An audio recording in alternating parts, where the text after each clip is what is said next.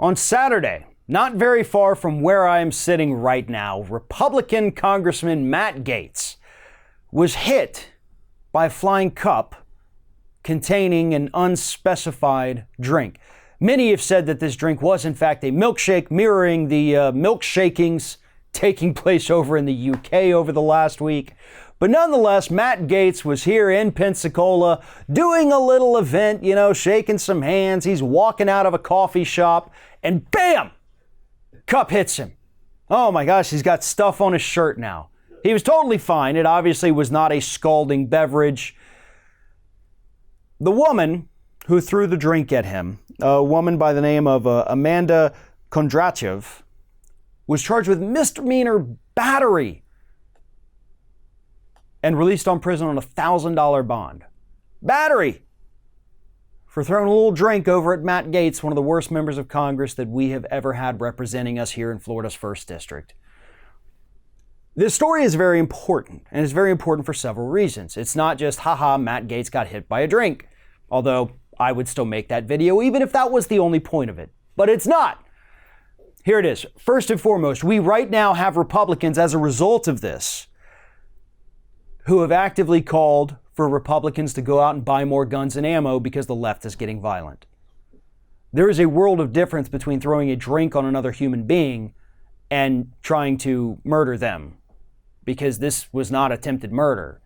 This wasn't even, I want to physically injure you. This was, I want to humiliate you. I want to stand up to you and show you that we do not like you and we do not like your policies. And yet Republicans are out there telling us, go stock up on guns, go stock up on ammos because the left is getting bad. Which is, again, ironic, and I brought this up before, because at any given moment, the left goes from being complete little snowflakes who need their safe spaces to some kind of violent horde that's going to kill every one of us. Those two things really are mutually exclusive. We can't be both, but Republicans love to classify us as both because they have no idea how to actually win a battle of ideas, so they try to reclassify who their opponent is. And that's what they're doing in this particular instance.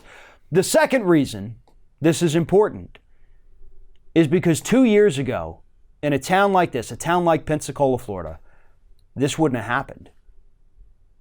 This wouldn't have happened, folks. And it's good that it did.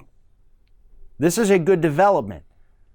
This area that has voted solidly 100% Republican since the election of John F. Kennedy, every election since then, this area where I'm sitting has gone full red every single election. They're starting to wake up. We've got younger people coming into this area. We've got younger people bringing in new ideas, new perspectives, new backgrounds, diversity taking hold in this area. The old guard, the people who've been voting Republican since that JFK election, their time on this planet, dwindling down. Most of them not even around anymore. So the demographics are shifting. Like I said, 2 years ago, Matt Gaetz could have walked around down here and never once thought that he would be confronted in this manner. But now it's something he's going to think about every time he steps foot in a business down here. It's something he's going to think about every time he does a little town hall down here running for re-election.